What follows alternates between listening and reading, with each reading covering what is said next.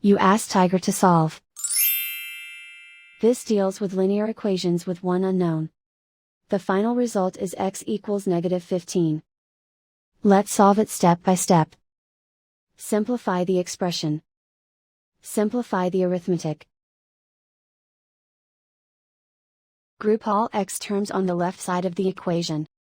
Subtract 9x from both sides. Simplify the arithmetic. Group like terms. Simplify the arithmetic. Convert the x into a positive number. Multiply both sides by -1.